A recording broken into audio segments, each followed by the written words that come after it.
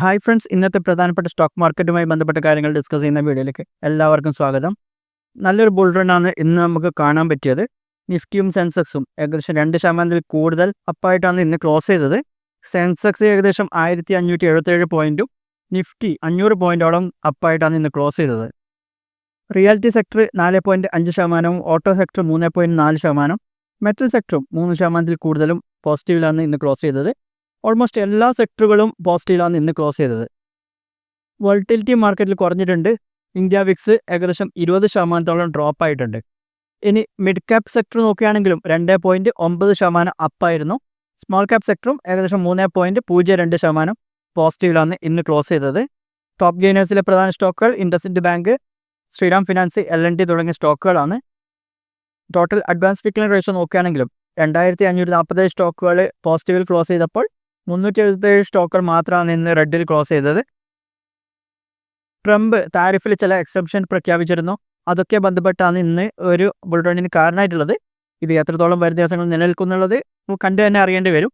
Smart phones, computers തുടങ്ങിയ പല പ്രൊഡക്റ്റുകളിലും tariff pose ചെയ്തിരുന്നു. അതുകൂടാതെ ഓട്ടോ കമ്പനികളിലും ഓട്ടോ ആൻസിലറി കമ്പനികളിലും താരിഫ് പോസ് ചെയ്യാനുള്ള സാധ്യത ഉണ്ട് എന്നുള്ളൊരു ഊഹം നിലനിൽക്കുന്നുണ്ട്. ഇതൊക്കെ കാരണം കൊണ്ടാണ് ഇന്ന് മാർക്കറ്റ് കയറിപ്പോയത്. അപ്പോൾ ഇനി നമുക്ക് മറ്റ് പ്രധാനപ്പെട്ട അപ്ഡേറ്റുകൾ ചെക്ക് ചെയ്യാം.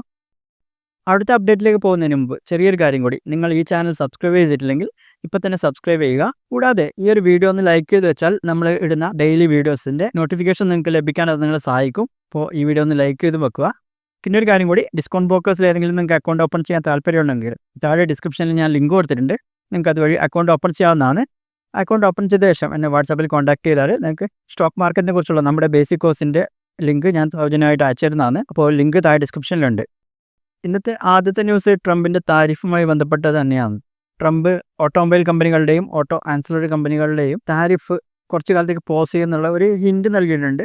കൺഫേം അല്ല, ജസ്റ്റ് ചെയ്തേക്കാന്നുള്ള ഒരു ഊഹം നിലനിൽക്കുന്നുണ്ട്. കാരണം അദ്ദേഹം പറഞ്ഞിട്ടുണ്ട്, സ്വാഭാവികമായിട്ടും ഈ കമ്പനികൾ, ഓട്ടോമൊബൈൽ കമ്പനികളും ഓട്ടോ ആൻസിലറി കമ്പനികളും US പ്രൊഡക്ഷൻ സ്റ്റാർട്ട് ചെയ്യേണ്ടി വരും. പക്ഷേ അതിനവർക്ക് കുറച്ച് സമയം വേണ്ടി വരും. അതുകൊണ്ട് തന്നെ ആ ഒരു സമയം കൊടുക്കാൻ സാധ്യതയുണ്ടെന്നുള്ളൊരു ഊഹം നിലനിൽക്കുന്നുണ്ട്. അതുകൊണ്ട് തന്നെയാണ് ഇന്ന് ഓട്ടോ കമ്പനികളും ഓട്ടോ ആൻസിലറി കമ്പനികളും നല്ല രീതിയിൽ മുകളിലേക്ക് പോയിട്ടുണ്ട്. ഓട്ടോമൊബൈൽ സെക്ടറിന് മൊത്തത്തിൽ അത് 25% താരിഫാണ് ഏർപ്പെടുത്തിയിരുന്നത്. അതിനെ തുടർന്ന് ടാറ്റ മോട്ടോഴ്സിൻ്റെ JLR US എക്സ്പോർട്ട് നിർത്തിയിരുന്നു. ഇന്ന് നിഫ്റ്റി ഓട്ടോ ഇൻഡെക്സ് ഏകദേശം 3% കൂടുതൽ പോസിറ്റീവിലാണ് ക്ലോസ് ചെയ്യപ്പെട്ടത്.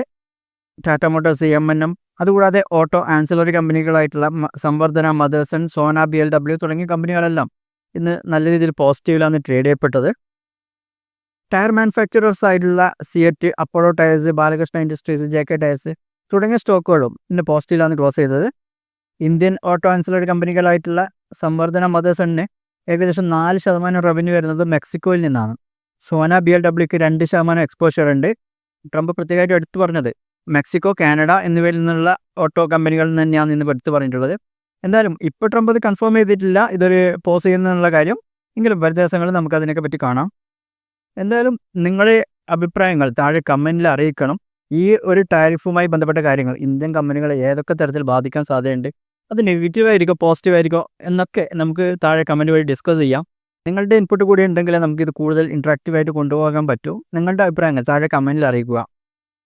അടുത്തത് മറ്റൊരു പോസിറ്റീവായിട്ടുള്ള ന്യൂസാണ്. ഇന്ത്യയിലെ ഹോൾസെയിൽ ഇൻഫ്ലേഷൻ ഏകദേശം 4 മാസത്തെ ഏറ്റവും കുറഞ്ഞ നിലവാരമായിട്ടുള്ള 2.05% കുറഞ്ഞിട്ടുണ്ട്.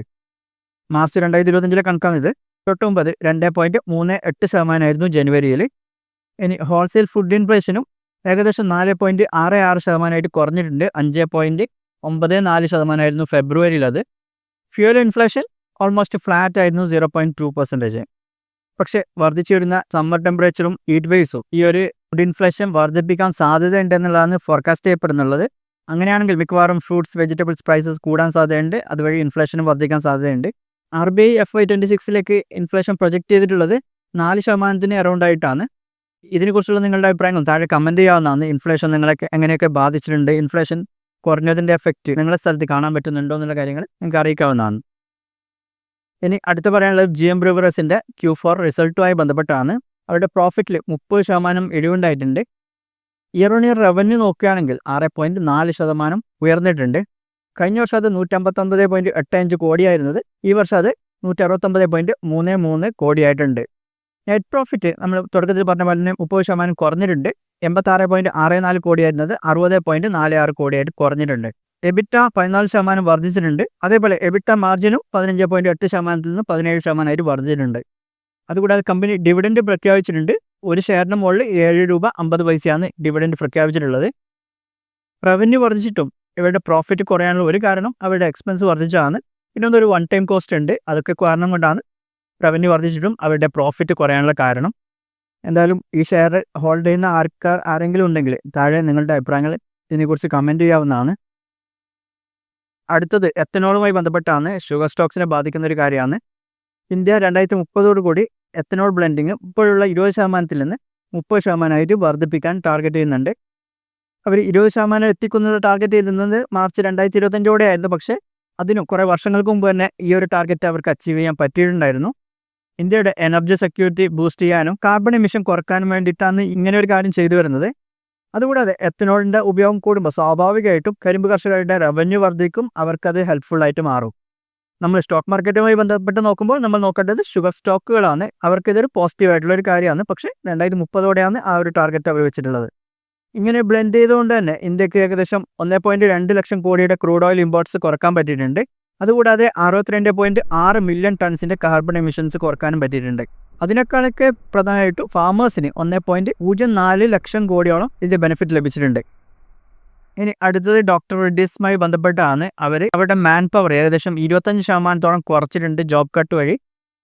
വർഷം 1 കോടിയിൽ കൂടുതൽ സാലറി വാങ്ങുന്ന ഹൈ സാലറീഡ് ആയിട്ടുള്ള എംപ്ലോയീസിൻ്റെ എണ്ണമാണ് അവർ കുറക്കുന്നുള്ളത്.